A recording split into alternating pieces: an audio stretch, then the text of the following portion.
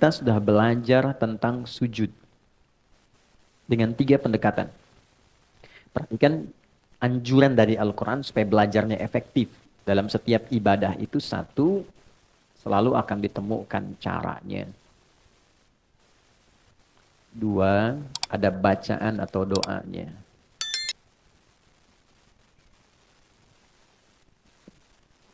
3, nah ini yang jarang dikaji, saya garisi yang 2 ini. Nah ini hikmahnya atau maknanya apa dan implementasi kehidupannya. Oke? Nah, pola belajar seperti ini yang menjadikan pengetahuan kita itu satu lebih lengkap, kedua lebih dalam, yang ketiga lebih terasa dalam kehidupan karena tahu makna dan praktikalnya. Misal, ketika saya sampaikan di awal bahwa pertama saat memulai sholat kan dibuka dengan takbir kan? Cara satu, angkat tangan sejajar dengan bahu di sini. Kalau kita mengacu pada hadis baik di Al-Bukhari ataupun di Muslim, tersambung pada sahabat Khalad bin Rafi Az-Zulaiki yang mendokumentasikan ini sahabat Abu Hurairah, kemudian dikodifikasikan dalam kitab misalnya Sahih Muslim nomor hadis 397. Baik, angkat tangan sampai sejajar dengan bahu. Rafa'a yadaihi hadwaman kibaihi di sini. Bacaannya apa? Ditemukan di riwayat Abu Daud. Fayaqulu Allahu Akbar. Satu, cara sudah dapat. Dua, bacaan sudah dapat. Allahu Akbar. Yang ketiga, ini poinnya. Apa sih maknanya? Kenapa begini? Maknanya apa? Kenapa yang diucapkan Allahu Akbar? Apa korelasinya bacaan ini dengan bacaan setelahnya di iftitah? Karena mesti ada makna. Kan implementasi sholat itu merubah kita menjadi lebih baik. Inna sholata tanha anil fahsya wal munkar. Mungkin nggak sesuatu dikerjakan merubah kita, tapi kitanya nggak paham? Mungkin nggak? Nggak mungkin. Makanya kalimat tadi itu yang disampaikan tegas oleh Al-Quran di Quran surah 29 ayat ke-45 dibukanya dengan pendekatan belajar yang benar. Persoalannya yang sering dihafalkan pertengahan ayatnya awalnya tidak dibaca. Kalau saya baca tengahan, Anda pasti akan bisa melanjutkan. Innas sholata tanha anil fahsya. Oke, sepakat. Coba baca awal ayatnya.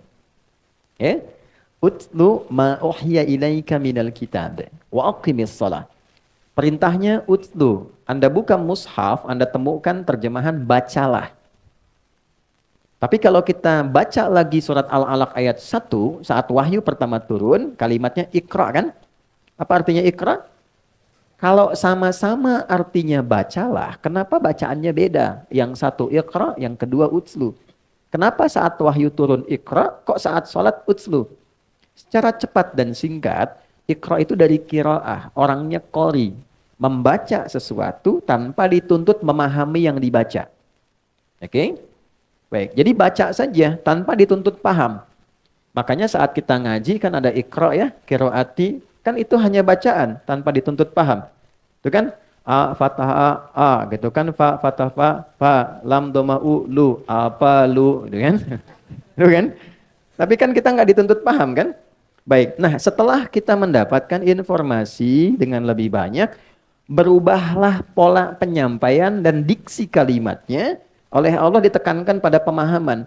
Nabi sudah dapat Al-Alaq, sudah dapat ayat lain Al-Qalam, surat lain dan seterusnya, diperintah sholat.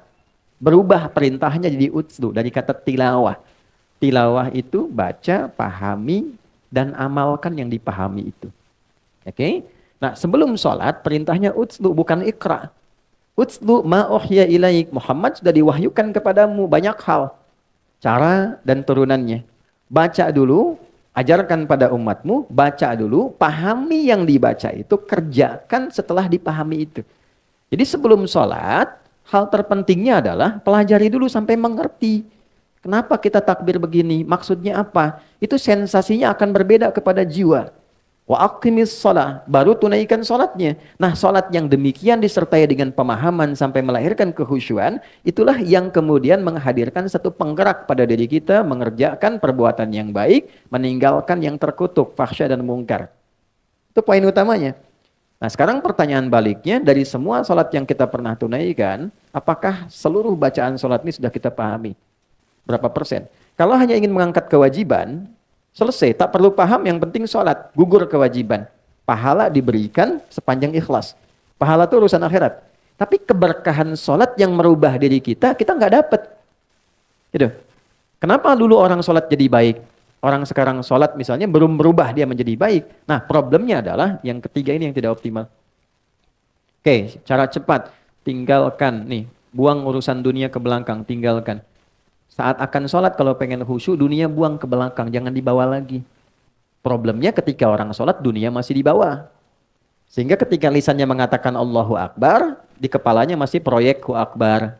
Ya kan? Jemuran Hu Akbar, cicilan Hu Akbar, gitu kan? Itu yang sering masuk terbawa. Padahal spirit asalnya buang. Wa annahum ilaihi raji'un. Al-Baqarah ayat 46. Kalau sudah mau sholat, semua dunia dibuang ke belakang. Nabi katakan ke sahabat, ij'alu ya, sholatikum sholatan muwadda. Jadikan sholat kalian seperti sholat perpisahan. Maksudnya apa? Dunia buang dulu. Karena yang dibawa ini urusan akhirat. Lalu ucapkan tidak ada yang tinggi dibandingkan Allah. Allahu Akbar. Itulah sebabnya kenapa bukan Ar-Rahman, bukan Ar-Rahim. Supaya yang lain kecil. Yang diagungkan yang besar saja. Nah, lalu disertakan rasa. Ini yang dihadirkan Abu Bakar As-Siddiq. Baru takbir itu sudah gemetar. Nangis beliau. Kenapa? Karena takut lisannya mengucapkan Allahu Akbar. Sementara sebelum sholat merasa besar dirinya. Merasa besar dibanding istri. Merasa hebat dibanding suami. Angkuh dari teman. Yang paling segalanya. Terus dengan bangga mengatakan Allah yang maha besar. Padahal dia sudah berbuat besar sebelum dia sholat. Makanya setelah itu dia pasrahkan dirinya, berdoa dengan baik, dipilihlah satu dari 9 doa iftitah yang pernah kita bahas. Nah ini cara pembelajaran seperti ini saat akan dipraktekkan, itu membawa dampak berbeda. Nah sudah kita pelajari dari wudhu sampai dengan sujud, teman-teman yang baru bergabung mohon dengan segala kerendahan hati, berkenan mengikuti di sesi yang lain, kita sekarang sudah sampai sujud. Mau bangkit dari sujud. Jadi kasihan tuh sebulan belum bangun dari sujud. Sudah, oke. Poinnya turun dari sujud saya cepat saja. Bisa dilakukan dengan 2 cara. Saya persingkat ikhtisar dari yang lalu.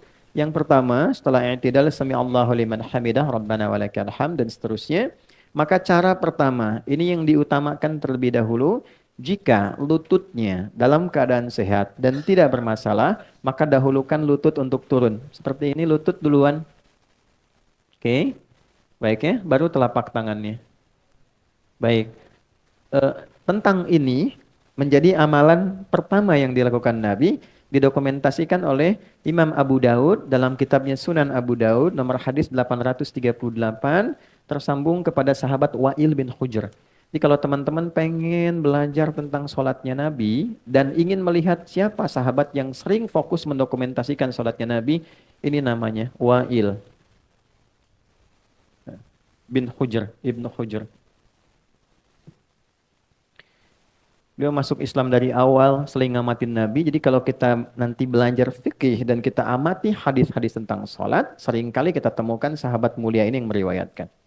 Oke, cara kedua, bisa menggunakan telapak tangan bila lutut bermasalah misalnya. Walaupun nanti jadi pilihan di akhirnya. Lutut bermasalah karena satu mungkin faktor usia, kan? Yang kedua ada faktor ya secara non teknis, misalnya mohon maaf cedera kah ya karena olahraga dan sebagainya, maka alternatif kedua gunakan telapak tangan. Turun. Oke, gunakan telapak tangannya dulu ya, begini baru kemudian lututnya. Itu boleh. Hadisnya hanya beda 2 nomor dengan yang tadi, nomor hadis 840. Diriwayatkan oleh sahabat Abu Hurairah. Di kitab yang sama Sunan Abu Daud. Abu Hurairah nama aslinya ya, ada yang tahu? Abdurrahman bin Sahar. Masuk Islam saat Nabi di usia 60 tahun kurang lebih. Sebelum Nabi meninggal, 3 tahun sebelum meninggal. Ya. Di usia Nabi sudah 60 tahunan, 3 tahun sebelum meninggal. Kondisi beliau pada saat itu ada masalah di lutut. Sehingga hadis-hadis yang disampaikan dalam usia Nabi rentang 60-an itu selalu digambarkan Nabi sholat kadang nyender ke dinding, menggunakan tongkat karena lutut bermasalah. Oke? Nah ini poin yang pertamanya. Nah Abu Hurairah menyimpulkan saya ini kemana aja selama ini. Kok terlambat ngaji, teman-teman sudah duluan. Maka beliau pengen nyusul yang lain. Jadi meningkatkan effortnya, menambah durasi belajarnya. Dan ini jadi sunnah untuk kita. Tidak ada kata terlambat. Dan jangan menyimpulkan yang sudah duluan lebih unggul, tidak.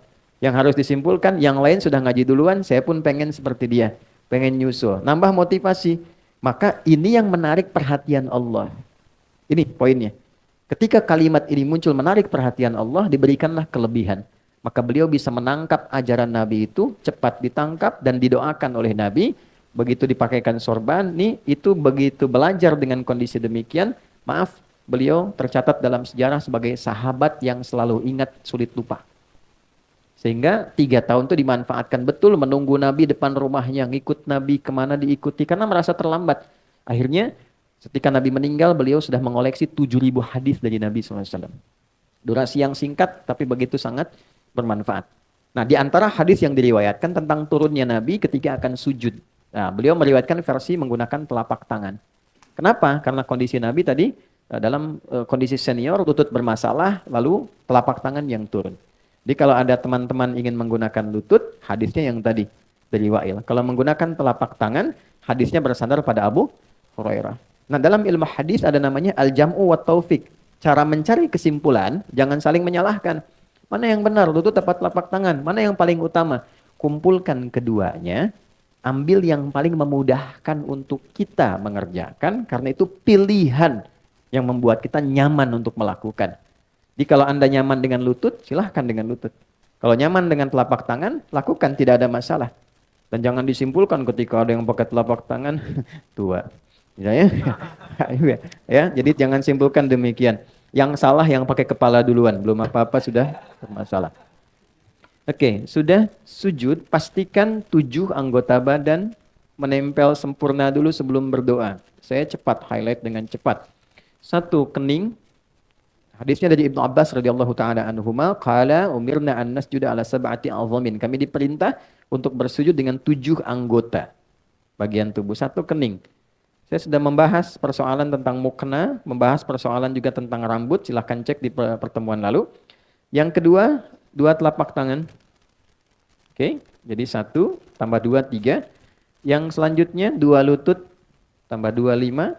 Selanjutnya 2 kaki dengan jemarinya, 7. 1, 3, 5, 7. Oke, baik, saat menyebutkan kening jabahah, Nabi telunjuknya menunjuk ke hidung begini. Dalam kondisi yang bersih, karpet dan sebagainya, nanti ukuran ini, kening, itu bisa disesuaikan dengan hidung. Jadi bisa menempel, tapi kalau kira-kira sedang di, di pantai atau naik ke gunung, kurang bersih dan sebagainya, maka nggak harus ditempelkan hidungnya. Karena yang paling pokok itu apanya? Keningnya. Baik, 7 ini, ingat baik-baik. Kemudian makin sujudak. Tempelkan dengan baik dulu. Jangan langsung berdoa. Ini baru turun, belum nempel, sudah doa. Subhanarabbiyal a'la. Tidak. Tempelkan dengan nyaman, makin sujudah, sampai merasakan sensasi yang enak nempelnya. Yang penting kening. Ingat ya. Karena itu jangan gunakan, sekali lagi, jangan gunakan alas sujud yang terlampau empuk. Sehingga tidak terasa pertemuan kening dengan tempat sujud. Ya, karena itu saya sering koreksi sejadah yang kalau kita sujud itu nggak rasa nempel. Kayak ngambang. Jadi ibu kalau beli lihat sejadah, teman-teman, jangan lihat bagusnya. Lihat fungsinya. Sejadahnya memang bagus, tapi nempelnya kayak bantal. Begitu sujud nggak bangun-bangun gitu. Oke? Ya, ini tempatnya yang semakin tempat itu rata dan membuat nyaman ini untuk sujud tuh bagus. Tempelkan. Biasanya kalau yang belum terbiasa agak pusing awal-awal, setelah itu enak tuh. Karena darahnya kan dipompa tuh. Ya, ngalir ke otak, ngalir lagi, dan ada titik pusat di sini. Ya, ada riset menunjukkan God spot-nya gitu di tengah ini. Lalu tangan sudah menyatu semua enak, baru berdoa. Nah, di titik ini kemarin sudah kita bahas doa pembukanya, ya kan? Subhana rabbiyal a'la atau subhana rabbiyal a'la wa bihamdi, atau yang ketiga subhanakallahumma rabbana wa bihamdika Allahumma firli. Nah, di sini kita berhenti pertemuan lalu. Sekarang kita akan bahas bacaan itu plus hikmahnya. Caranya sudah, bacaannya sudah, tinggal hikmahnya apa, baru bangkit dari sujud untuk duduk di antara 2 sujud. Saya punya waktu kurang lebih ada 30 menit ke depan, kita fokuskan dengan baik. Bismillah. Baik, kita mulai. Ini materinya cukup penting ya, tolong fokus, karena saking pentingnya dihapus aja susah tuh. Oke, satu yuk kita mulai ya. Bismillah. Izinkan saya memulai dari sini. Kelihatan di situ? Ada ya? Ya. Ya, Subhana Rabbiyal A'la. Mas Dimas tolong dinotis ya. Pertemuan berikutnya saya bawa materi PowerPoint ya. Supaya nanti bisa kelihatan. Kita sudah siapkan kok ada gambar, ada apa jadi bisa lebih kelihatan. Ini yang kedua, ini satu. Yang kedua, depannya sama sampai sini. Ditambahkan wa bihamdi. Ya, subhana rabbiyal a'la wa bihamdi. Oke. Yang ketiga, ini agak lebih panjang tapi lebih dalam. Subhana nakallahumma rabbana wa bihamdika Allahumma ghfirli. Saya bantu dengan bacaan supaya nanti bisa memudahkan memahami apa yang saya tuliskan. Oke. Saya yakin semua sudah mengetahui ini, tapi poinnya adalah apakah membacanya juga dengan rasa untuk memahaminya. Apa maksudnya? Baik. Subhana rabbi yal a'la. Subhan, apa itu artinya subhan? Subhanallah itu apa? Subhanallah. Maha suci Allah. Maha suci Allah itu apa? Subhanallah. Oke. Okay. Subhan tidak disebutkan dalam Al-Quran atau bahkan bahasa Arab standar kecuali menunjuk pada satu keadaan, sifat atau sikap yang tidak sesuai dengan keagungan Allah. Jadi kalau ada sesuatu ungkapan, keadaan, perilaku yang tidak sesuai dengan keagungan Allah, itu orang Arab mengatakan subhanallah. Misal, dalam keyakinan kita sebagai muslim, dan hebatnya ini didialogkan secara rasional dalam Al-Quran. Tuhan itu mesti tunggal, ya, dan kalimatnya dasar. Harus beda dengan yang bukan Tuhan.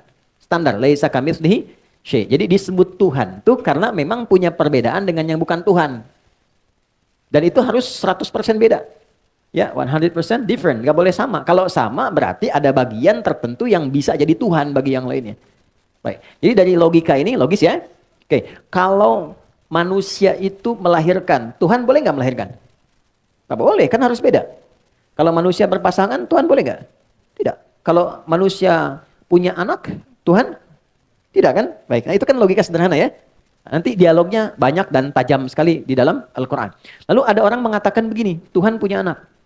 Nah, dalam keyakinan kita, orang Islam, dan didukung dengan nilai logikanya, kan mesti beda Tuhan dengan yang bukan Tuhan.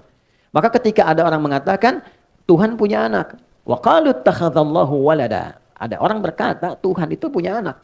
Maka disoal oleh Quran. Sebelum disoal itu, kalimat pertamanya, Subhana. Itu ada di Quran surah kedua, Al-Baqarah ayat 116. Paling kiri di pertengahan di mushaf. Quran surah kedua, ayat 116. Ya, ayat 116 itu setelah 115, sebelum 117.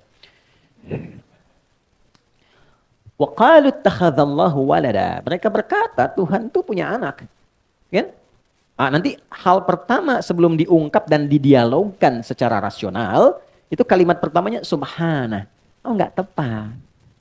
Enggak mungkin Tuhan punya sifat yang sama dengan makhluk. Kalau punya sifat yang sama nanti setiap makhluk dipertuhankan. Makanya dialognya nanti jadi panjang. Ya. Kenapa kok yang ini dipertuhankan yang lain tidak?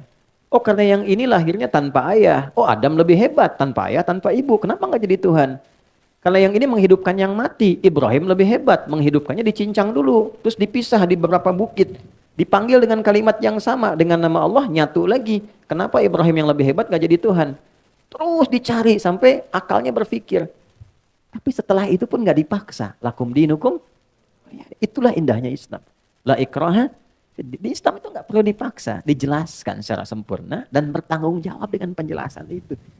Makanya kelembutan itu panjang di Islam itu, ya. Dan pengetahuan itu jadi bagian paling dasar. Jadi kalau ada orang masuk Islam jadi kasar, itu pasti ada yang salah dengan keislamannya. Ya, suami itu sepanjang Muslim pasti akan lahir sifat-sifat kebaikan dalam dirinya.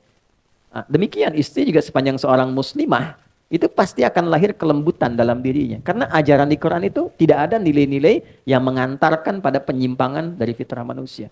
Balik ke sini. Nah sekarang gini, setelah itu ada Rabbi. Dari sifat rububiyah. Rabb itu artinya sifat perawatan, pemenuhan kebutuhan, ya kan? Jawaban dari doa yang merawat, menyembuhkan. Oke, Quran surah ke-7 di ayat 172. Al-A'raf ayat 172. Perjanjian pertama kita dengan Allah sebelum terlahir itu menggunakan Rabb. Lihat kalimatnya. Wa idh akhadha rabbuka min bani adama min zuhurihim dzurriyyatahum wa ashhadahum ala anfusihim alastu bi rabbikum. Bukan alastu bi Allahikum bi rahmanikum tapi Rabb. Ya. Terjemah enaknya begini. Apakah engkau bersedia komitmen menjadikan aku sebagai satu-satunya Tuhan yang dengan itu aku akan merawatmu, menyembuhkan engkau kalau sakit, memaafkan kalau salah, memenuhi seluruh kebutuhan hidupmu, mengampuni kalau berdosa, dan menerima ketika engkau kembali. Kalau ada tawaran begitu, kita menerima dengan syarat atau tanpa syarat? Pasti tanpa syarat. Mau nggak ikut saya? Kebutuhannya ditanggung, kalau sakit saya bawa ke dokter, kalau fasilitas saya penuhi semua, pengen apa saya berikan. Kalau salah saya maafkan, saya nggak marah. Kira-kira kalau ditawari begitu mau ikut atau tidak? Ya, maunya itu ada pikir lagi atau enggak? Tidak. Kalau berpikir lagi, pertimbangan kalimatnya umum. Naam. Tapi kalau kita terima tanpa syarat, bala. Bala. Makanya jawabannya bala. Cuma sekali ya, kalau 2 kali jadi makanan. Bala-bala. Bala syahidna. Ya, aku siap terima, aku bersyahadat. Makanya syahadat itu dilekatkan dengan sifat rububiyah ini. Yang merawat, memberikan perhatian, yang menyembuhkan, memaafkan, dan sebagainya. Jadi ditariknya ke saya, Rabbi. Nah, disinilah kedalaman sujud. Saat sujud kita mengakui, ya Allah, Engkau yang merawat aku. Memberikan segala kebutuhanku. Memaafkan aku kalau salah. Membimbing aku ke jalan yang benar. Ngasih oksigen tanpa memberikan batasan. Semua Engkau berikan kepadaku. Tapi dalam keadaan demikian, aku masih melanggar ketentuanmu. Lisanku masih tajam. Tanganku bahkan sekarang mewakili lisanku. Menyakiti orang dengan tulisan. Mencela dengan lisan. Merendahkan orang lain. Kadang dipanggil sholat, aku nomor sekian kan. Padahal aku tahu yang memberikan rezeki Engkau. Yang memberikan kemudahan Engkau. Ya Allah ya Tuhanku, aku tahu ini salah. Ya kan? Untuk itulah kita pasrahkan, dari berdiri kita rendahkan sepenuhnya. Yang bagian terhormat pada diri manusia langsung dijatuhkan ke bawah. Itu titik tertinggi itu. Jadi ketika seseorang itu bisa merendahkan bagian terhormatnya ke titik yang terendah, itu artinya pengakuan terdalam untuk pasrah dan berubah.